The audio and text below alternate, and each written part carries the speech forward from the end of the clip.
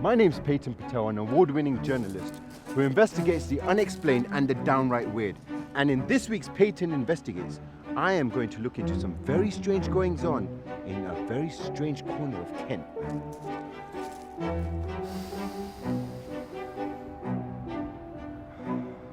Romney Marsh is famous for its sheep and shingle beach on this isolated tip of Sussex. Some even call it the sixth continent because its landscapes, a supposed desert, is so freaking weird. Recently, however, Romney Marsh has become more famous for something far, far stranger. Hey!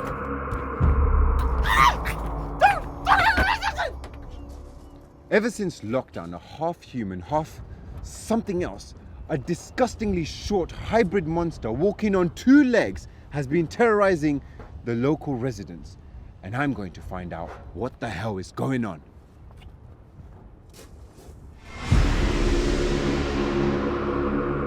I thought I'd start my journey at the home of Karen Dangermouse. According to police reports, the French teacher was the first person to see the beast in March 2020, just weeks before the COVID-19 lockdown.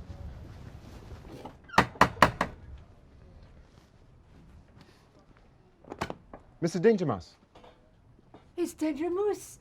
I thought you were coming at 2 p.m. I left a message. Well, I didn't get it. Can't you come back later? Not really, no. Can I come in, please? I told the local paper and that bloke from the BBC Southeast. Can't you get everything from them? Not really. We're only here for a day, please. Go on then. I just come home from work. I made myself a cup of tea. And when I saw this flash of red out of the corner of my eye, I looked out the window. What did you see? The beast. If it's not too distressing, could you please describe it? I gave you the footage. You can see it for yourselves. Sacre bleu! Qu'est-ce que c'est?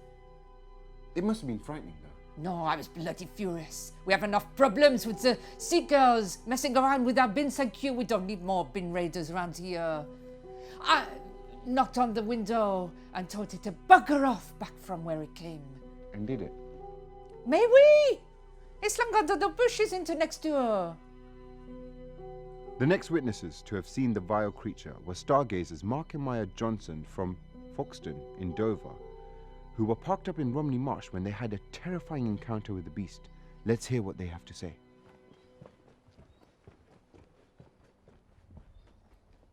It was around 10 at night. A little later, I'd say. That's why I said around. For God's sakes, he always does this. I'd say it was 10:15 p.m. How could it have been 10:15? I remember the 10 p.m. news bulletin coming on just as we arrived. It was just after 10, as I said. And what were you doing there at that time of the night? Looking up at the stars. It's great for stargazing. Very little light pollution. I've got quite a large telescope I like to take out. It's pretty powerful. It wasn't that powerful. Actually, I'd say it was rather on the small side, having tried many larger telescopes. We were sitting in the car and we heard a bang on the bonnet. I looked up and there it was. The size of a small child, I'd say, just standing there, peering in at us. All its red, wiry hair wafting around in the wind. And then what happened? It jumped off and ran away. I mean, the whole thing lasted a matter of seconds. Tell me about it. He still has nightmares, wakes up screaming and... I don't. Why are you wearing so much makeup? I'm determined to track down the beast that can give a grown man nightmares. Next on the list of witnesses is John Maxted, a sheep carer who was out tending to his flocks when he came face to face with the miscreant and grappled with it as it stole one of his baby sheep. Mr. Maxted, what happened?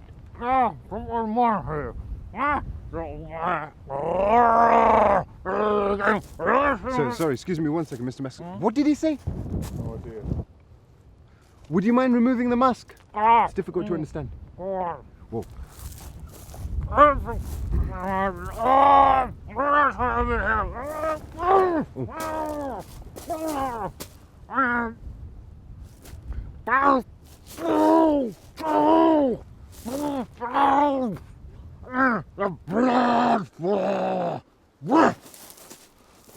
Right. Thank you, Mr. Maxted. So from what I gather, he grappled with the beast, danced with it, possibly shot it, but the beast got the better of it and it ran off in that direction. What the hell is that? Power station. What did he say? Power station. Stop filming. We've got an exciting lead from the sheep carer who tipped us off about a secret power plant hidden right here on the edge of the Kent-Essex border. But it's not your bog standard power plant. It's a nuclear power plant. And my question is this: are nuclear scientists creating monsters in this isolated area, but now one has escaped? This power plant probably doesn't have any official presence anywhere, but it's worth finding out. Hi, I understand you're doing experiments with animals. No, we don't do experiments with animals. We used to supply energy to 1.5 million homes, but now both our plants A and B are non-operational. Because of an accident? No, because they're both quite old now. One is being decommissioned and the other has been closed for safety reasons. Safety reasons? We're in the area today. Will you answer some questions on camera? Oh, sorry, we don't allow filming on the plant, Mr. Patel, for obvious reasons. Of course you don't. Don't want anyone to see what kind of creatures you're creating? Answer this. Several witnesses report that the beast had a bright red face as if it had been burnt by excessive sunbathing or radiation poisoning. I can guarantee we have nothing to do with this so-called Beast of Romney Marsh. Then why are you openly advertising on your website, Come and Hunt the Mini Beasts? This creature has been described as stupidly short by witnesses. Has one of these mini beasts your depraved scientists invented escaped through lax security? Our mini beast tour refers to the indigenous and rare insects found on Dungeon F, Mr. Patel. If you'd like to visit without cameras, you'd be very welcome. We're doing a special offer at half term, actually. Half-price entrance with a mini beast hunt with wildlife experts. We're putting the nuclear theory on hold as we've just had a very interesting call from Sarah Hughes, a vicar of Romney in the Marsh. She's agreed to meet us here at her church and says she has something to show us. She's moving rather suspiciously. Maybe she's hiding something. Let's hear what she has to say. Miss Hughes, thank you for agreeing to seeing me. In 1664, the village was nearly disseminated by the plague, and those that survived blamed the disease on a painting in the church of a red-faced demon. The bishop buried it deep in the ground. But earlier this year, building work on a new estate disrupted its burial ground. Prepare yourself.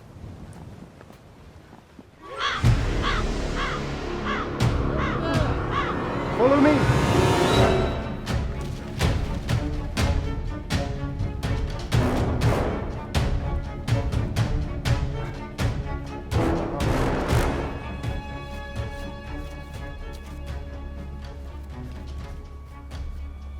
Which way did it go?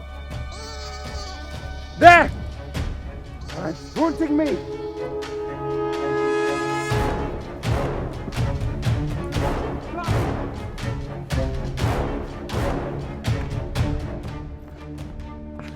I saw it run into here somewhere. Stay here, I'm going to take a look.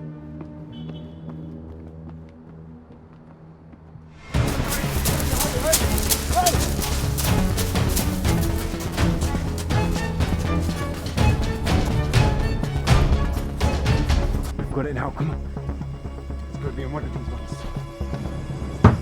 No, it's not in here.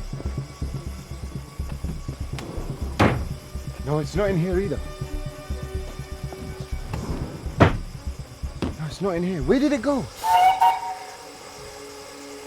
Did you see that? Showing me the finger. Why are you little?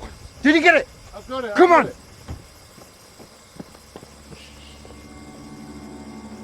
I give you the Beast of Romney Marsh. Aha! Where did it go? It was here just a second ago and it just disappeared. Nuclear experiment gone wrong? Or a demon from an escaped old painting? I guess we'll never know. But my investigation into the Beast of Romney Marsh is officially over. See you next time.